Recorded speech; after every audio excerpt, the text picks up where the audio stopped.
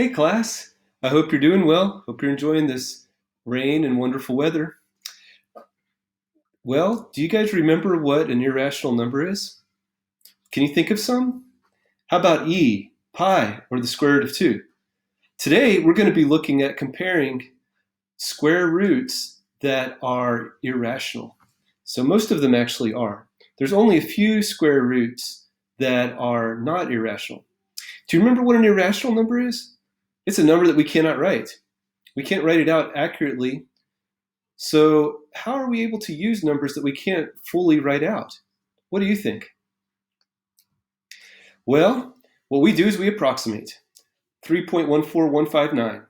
That's not actually pi, that's just an approximation. We know that pi is between 3 and 4, but it's closer to 3. That's what we're going to talk about today. So roots, that's roots, not boots. In exponents, day 2, we're going to compare irrational numbers. Yes! Woo!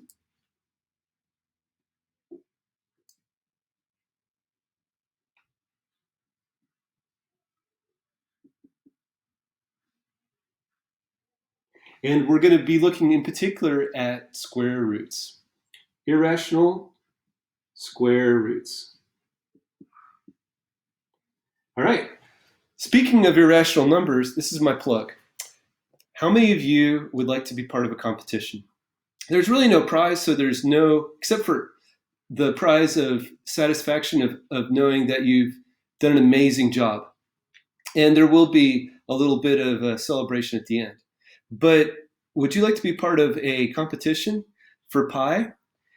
What you have to do is you have to take a video of you saying all the digits of pi with someone else in the room, preferably a parent, some adult with you in the room, and then record yourself saying as many digits of pi as you can. I will, if you email them to me at my email address, and if you need to know this, I can send it to you on Edmodo as well. I'll probably put it up there. Jonathan.schultz, it's kind of a long name, at tws-rak.org. Oh. Okay, most of you already know my email address, but there it is. We kind of got a glare there. Okay. All right, so now on to the lesson. Okay, so today we're going to approximate irrational numbers. We're going to be able to use them because if I say the square root of 127, do you have any idea how big that is? If we're measuring something, if you remember, we measure one side of the room, then we measure another side of the room, and if we want to know how far across it is, it's probably going to be a square root, right? Because it's your a squared plus b squared, because a corner of a room is 90 degrees. So this is probably going to be an irrational square root. So this is used all the time. All right, so the first thing we got to do is come up with an example. So let's look at the square root of 12. We're going to start off easy. Square root of 12, that's a pretty tameable number. Well, shouldn't I be able to take the square root of that? Well, we learned before about simplifying. We could break that down into 4 and 3. So that's the square root of 4 times the square root of 3. We know that the square root of 4 is 2, so we can simplify that to 2 square root of 3. But we still have that square root of a prime number. We know that's going to be irrational. All right, so let's see what number that's going to be between. Okay, so I would recommend these steps. First, look at perfect squares. So first, we're going to compare this with perfect squares.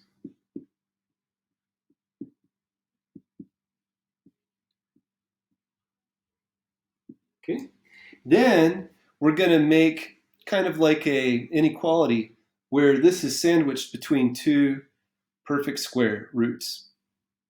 And the next thing we're going to do is order them. Put them in order. The next thing is we're going to see, kind of guesstimate a number. You can guess approximately, is it closer to the number here or the number there? Remember, there's a number before that and a number after that. So you're gonna just take a guess. Guesstimate is what we call it. some number in between these two. And then the last thing you can do is you can test it. How do you test? How do you undo a square root? You square it. So if we can approximate this, if we square that number, it should equal very close to 12. So let's pick some perfect squares. All right, 12 is not a perfect square. We couldn't get rid of it. So I noticed, though, there's a number that's perfect square that's before 12. What is a perfect square? It's a number that is a product of a square. So for example, 4 is a perfect square because it's 2 times 2, or 2 squared. But 4 is pretty far away from 12. Is there another number that's closer to 12? Yes, 9. 9 is close to 12? I hope that's what you said.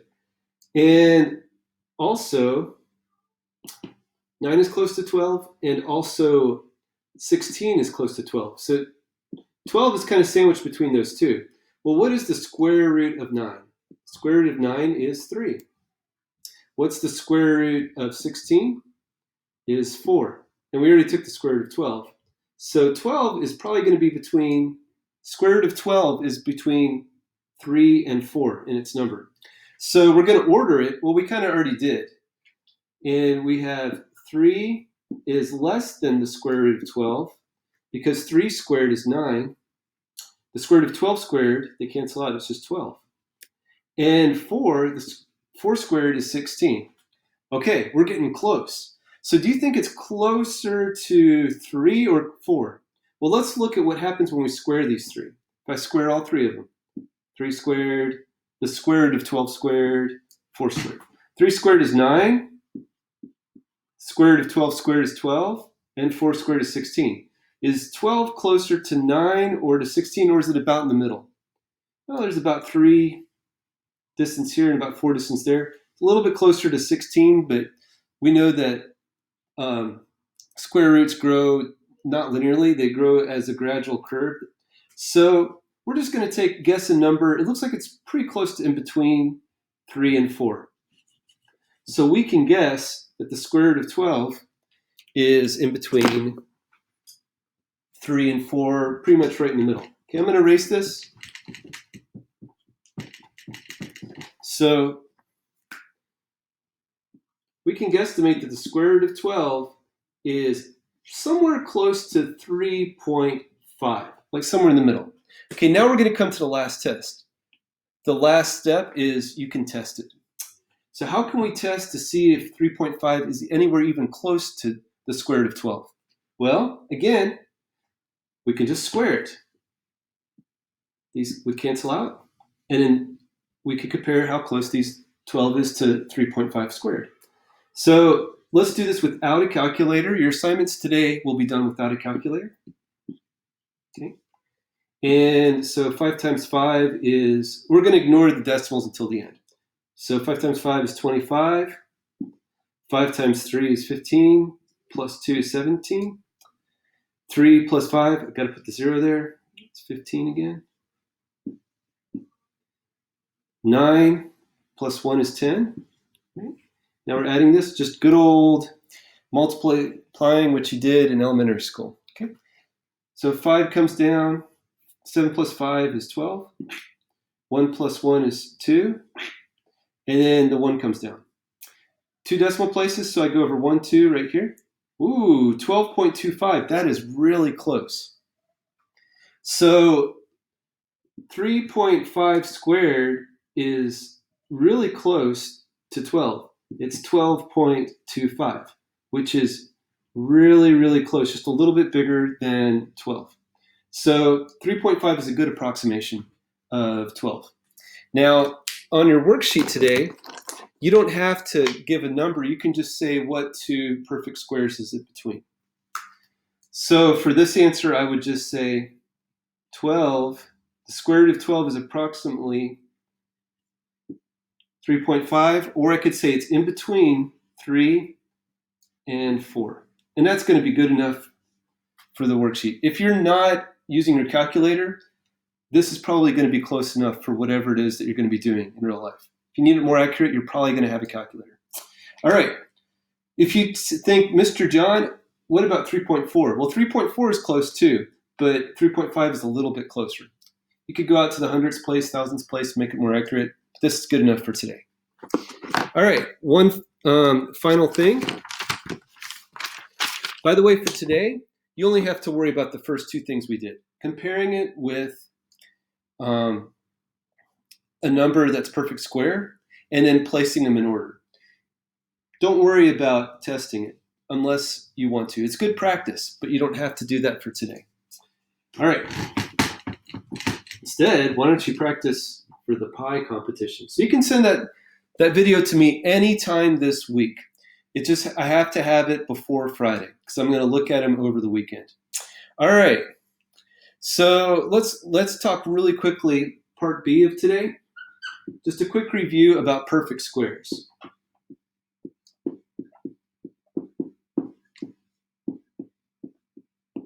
All right, so let's just make a list of perfect squares. Hey, I'd encourage you to write this down.